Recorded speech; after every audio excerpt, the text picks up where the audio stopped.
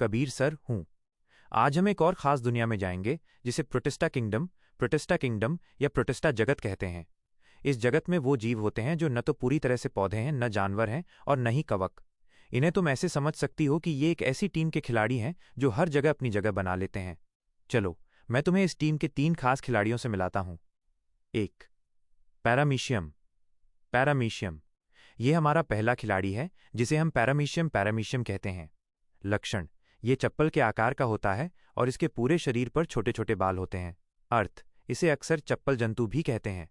कार्य और पोषण: सिलिया, इसके शरीर पर जो छोटे छोटे बाल होते हैं उन्हें सिलिया कहते हैं। ये इसे पानी में तैरने और भोजन को अपने मुंह तक लाने में मदद करते हैं। हेटेरोट्रॉफ, ये अपना भोजन खुद नहीं बनाता बल्कि दूसरे छोटे जीवों को खाकर जिंदा रहता है, इसलिए इसे हेटेरोट्रॉफ कहते हैं। मिष्टी का सवाल: सर, क्या सिलिया सिर्फ तैरने में मदद करते हैं?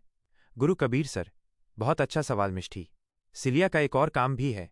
वे भोजन को पैरामीशियम के मुंह तक धकेलने में भी मदद करते हैं जिससे वो खाना खा सके। 2. अमीबा। ये हमारी टीम का दूसरा खिलाड़ी है जो बहुत ही अनोखा है। इसे हम अमीबा कहते हैं। लक्षण: इसका कोई निश्चित आकार नहीं होता, यह अपना आकार बदलता रहता है। अर्थ: इसका मतलब ही होता है आकार बदलने वाला।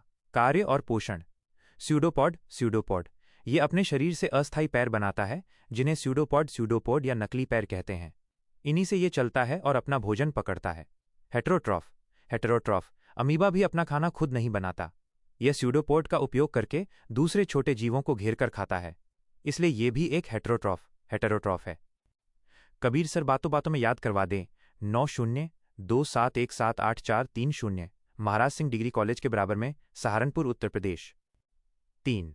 यूग्लिना। अब मिलते हैं हमारे तीसरे और सबसे खास खिलाड़ी से। ये है यूग्लिना।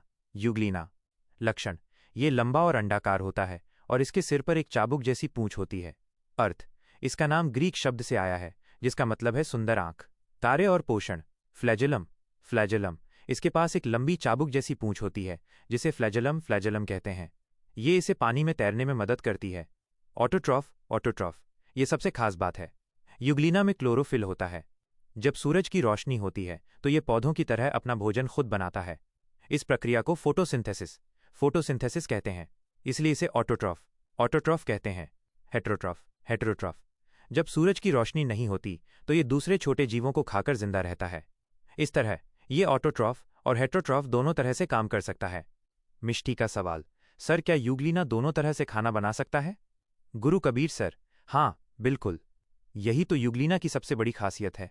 यह सूरज की रोशनी में पौधों की तरह और अंधेरे में जानवरों की तरह व्यवहार करता है। यह अपनी तरह का एक अनोखा जीव है।